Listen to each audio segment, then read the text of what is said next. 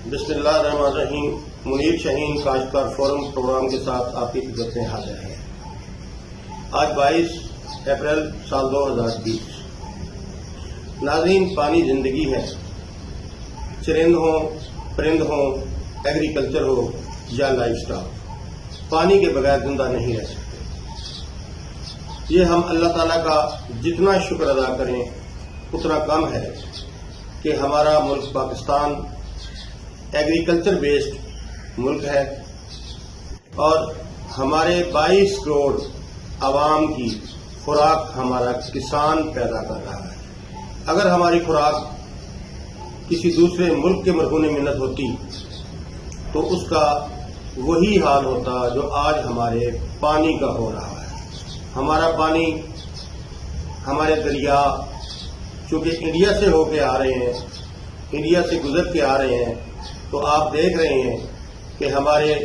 दरियाओं पर इंडिया ने कितने बंद बांध दिए हैं, कितने डैम बना लिए हैं। और वो इस कुव्वत में आना चाहता है कि वो जब चाहे पानी छोड़कर पाकिस्तान को सैलाब ज़दा कर दे, सैलाबी कैफियत पैदा कर दे, और जब चाहे खुश्क साली पैदा करके हमारी एग्रीकल्चर को और हमारी जिंदगी को मफलूज बना दे। आज हमारे साथ मौजूद हैं इंजीनियर मुमताज अहमद खान साहब। इंजीनियर मुमताज अहमद खान साहब का ताल्लुक मुल्तान के नवाही शहर मेलसी से है। इन्होंने अपनी इब्तदाई तालीम मेलसी और मुल्तान से हासिल की। उसके बाद university of engineering and technology Lahore से मैकेनिकल इंजीनियरिंग की पूरे एजाज के साथ डिग्री हासिल की और 1974 में इरिगेशन डिपार्टमेंट पंजाब में असिस्टेंट एग्जीक्यूटिव इंजीनियर के तौर पर तैनात कर दिए गए। Engineer Mumtaz Ahmad Khan irrigation department में डायरेक्टर प्लानिंग भी रहे और उसके बाद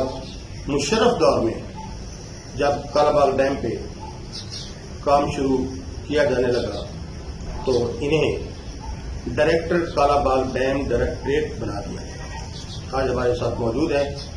तो इसको जरा वजाहत से हमारी आवाम को, हमारी कौम को बताइएगा कि हमारे पाकिस्तान के पानी के साथ किस किस्म की सियासत हो रही है और ये पानी और ये डैम हमारे लिए कितने अहम और कितने जरूरी हैं। आपने कालाबाग डैम के हवाले से मुझसे सवाल किया है, तो इस हवाले से अर्ज ये है कि जहाँ तक डैम का ताल्लुक है तो ये सिर्फ पाकिस्तान ही नहीं बल्कि नॉर्थ पोल से लेकर साउथ पोल तक पूरी दुनिया में इस चीज़ पर किसी को कोई इख्तलाफ नहीं है कि डैम्स ही वो वाहिद एक जरिया है, एक वसीला है जिसके ज़रिए नौए इंसानी अपनी पानी की ज़रूरियात को पूरा कर सकती है। जो डैम के होते हैं वो उनकी तीन बड़ी, पूरी दुनिया में डैम की तीन बड़ी जो है एडवांटेजेस, मफादात हैं जिनके लिए डैम्स बनाए जाते हैं। पहला उसका ये होता है मकसद कि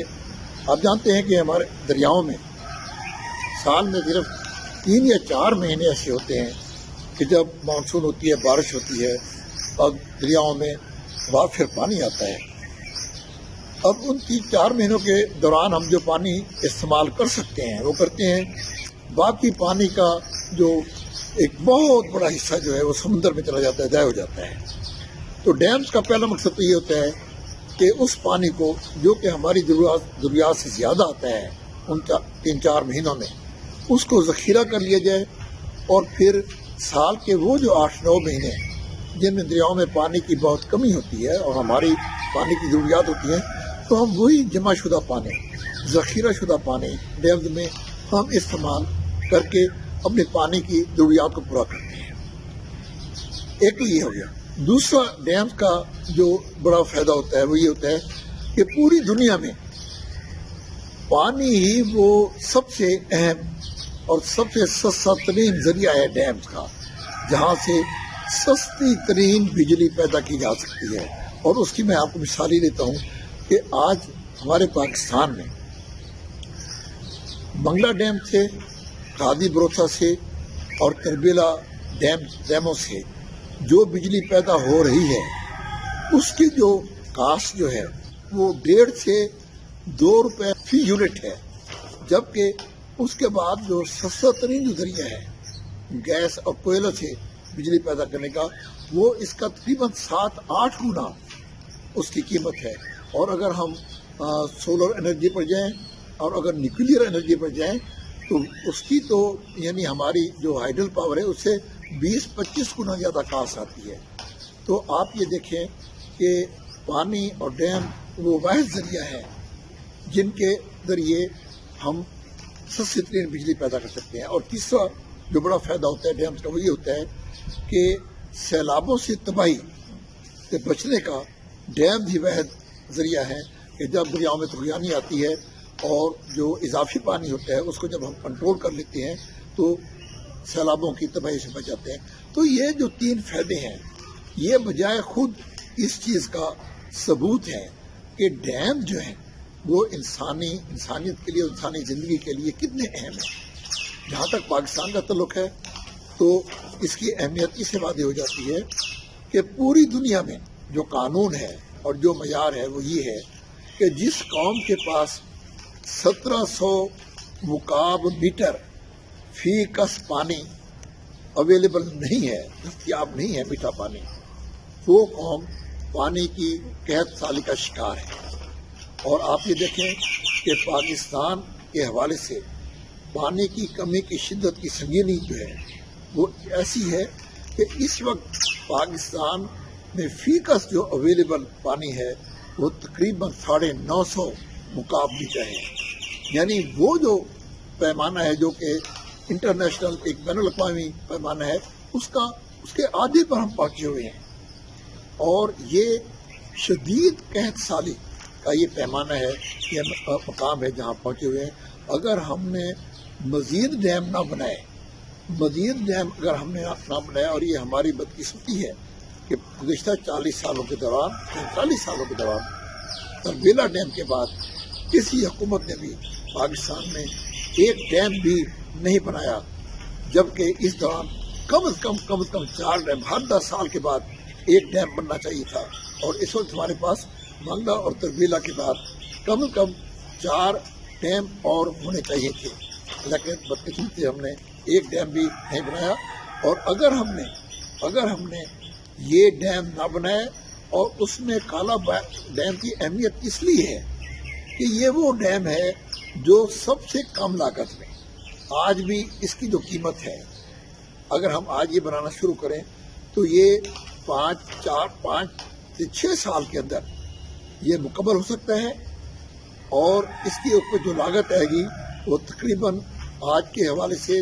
10 ارب ڈالر اس کی لاگت ہوگی۔ اس کے بعد جو دوسرا ڈیم ہے جو کہ ہم بنا سکتے ہیں فوری طور پر، یعنی اس کے بعد جلدی، وہ ہے بھاشا ڈیم۔ اور آپ یہ دیکھیں کہ بھاشا ڈیم اگر ہم آج بنانا شروع کریں تو وہ کم از کم 10-11 سال میں بنے گا، اور اس کی لاگت بھی کالا باغ ڈیم کی لاگت سے دگنی لاگت ہوگی۔ تو کالا باغ اور اس کی جو افادیت ہے بھاشا ڈیم کی وہ بالکل اتنی ہے جتنی کہ کالا باغ ڈیم کی ہے۔ چنانچہ ہم ایک بطور ایک انجینئر کے جب ہم کالا باغ ڈیم کی بات کرتے ہیں تو اس لیے ہم کرتے ہیں اس کی فوری تعمیر کی کہ یہ وہ ڈیم ہے جو ہمیں کم سے کم وقت میں اور کم سے کم لاگت میں ہمیں وہ تمام مفادات ہمیں دے سکتا ہے، اور ہمیں واٹر سیکورٹی پرووائڈ کر سکتا ہے، جو کہ دوسرے ڈیم اگر ہم بنانا شروع کریں تو ان کے لیے قیمت بھی بہت چاہیے، لاگت بھی بہت چاہیے، اور وقت بھی بہت چاہیے۔ ناظرین، ایک چھوٹی سی بریک کا وقت ہوا چاہتا ہے، تھوڑی دیر کے بعد پھر حاضر ہوتے ہیں، ہمارے ساتھ رہیے گا۔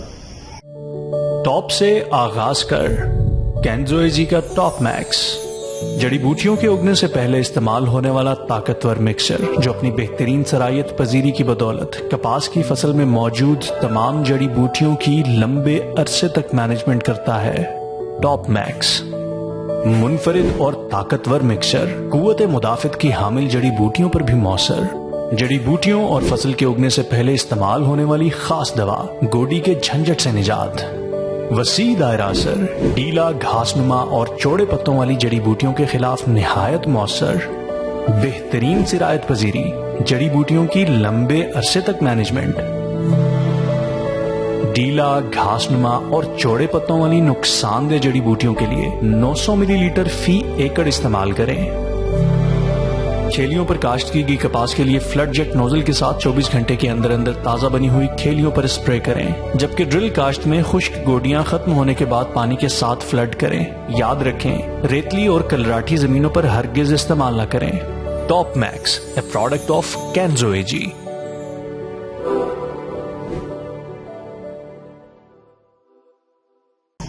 हमारे हुक्मरानों ने डैम के बनाने के हवाले से और पानी के हवाले से क्या करना चाहिए था जो इन्होंने नहीं किया?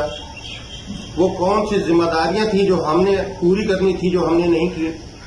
और कौन से वो मामलात थे जो हमने इंडिया की फेवर में करके अपनी आवाम को धोखा दिया और अपने मुल्क को मुआशी लिहाज से और एग्रीकल्चर के हवाले से बहुत पीछे ले गए? ये आपने जो सवाल किया है ये बहुत अहम सवाल है, और हमारा जो सियासी कल्चर है, यकीनन हमारी जो हुकूमतें हैं, जैसे कि अभी मैंने अर्ज किया कि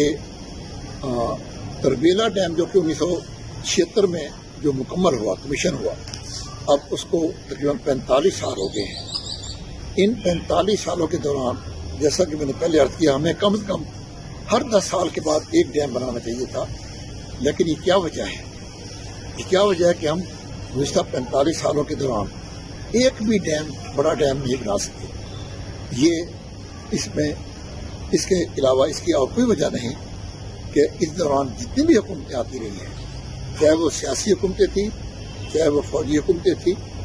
चाहे वो टेक्नोक्रेट्स की थी, जो भी हुकूमतें आई हैं, उन हुकूमतों ने काला बाग डैम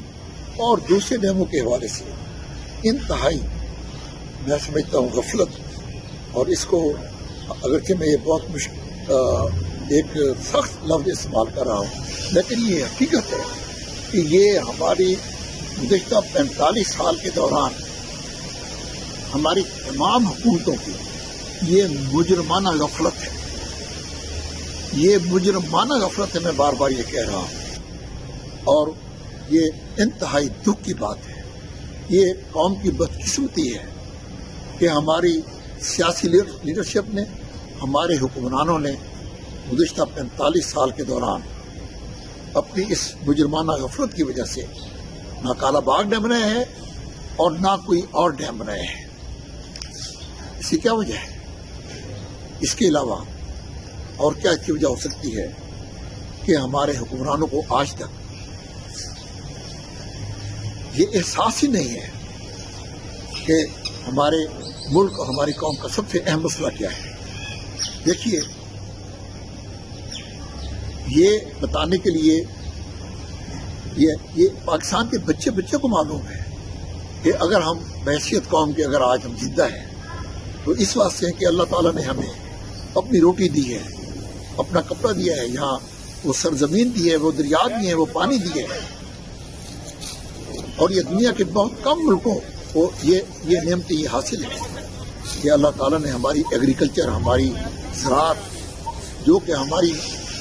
मईशत की रीढ़ की हड्डी नहीं है बल्कि हमारी ज़िंदगी है, हमारी कौमी बका जिससे वाबस्ता है। अल्लाह ताला ने हमें कितनी ज़ख़ीर ज़मीन दी है, कितना पानी दिया है, और ये कितनी बदकिस्मती की बात है कि उस ज़राअत के लिए, हमारी उस कौमी मईशत के लिए जिसके लिए पानी सबसे अहम इनपुट है, सबसे अहम जरिया है, वसीला है, हमारी हुकूमतों ने उसकी मुहैया करने के लिए इंतहाई गफलत का मुजाहरा किया है। और मैं जो समझा हूँ वो यही है कि हमारे हुक्मरान, जो भी हुक्मरान आया है, उसने मुल्क और कौम का नहीं सोचा, मुल्क और कौम के मफाद का नहीं सोचा, उसने सिर्फ और सिर्फ अपने इक़्तिदार का सोचा है, सिर्फ सियासी मसलतों से काम लिया है। चाहिए तो ये था कि हमारे दुश्मनों ने, पाकिस्तान के अंदरूनी दुश्मनों ने और बैरूनी दुश्मनों की शह पर, उन्होंने तो काला बाग डैम کے خلاف ایک محاذ کھڑا کیا اور پاکستان کے چھوٹے صوبوں میں کالا باغ ڈیم کے خلاف ایک لابی، ایک ماحول انہوں نے کریٹ کر دیا، جھوٹ بول کر، مس انفارمیشن کے ذریعے، ڈس انفارمیشن کے ذریعے، ایک انجینئر ہونے کے حوالے سے، پانی کا ایک آبی ماہر ہونے کے حوالے سے میں پورے دعوے سے کہتا ہوں، پوری ایمانداری سے کہتا ہوں، ایک پاکستانی ہونے کی حیثیت سے میں یہ دعویٰ کرتا ہوں کہ کالا باغ ڈیم خدا کی قسم وہ ڈیم ہے جو کہ جسے پاکستان کے ہر صوبے کی، پاکستان کے ہر علاقے کی ضرورت ہے، اور یہ وہ ڈیم ہے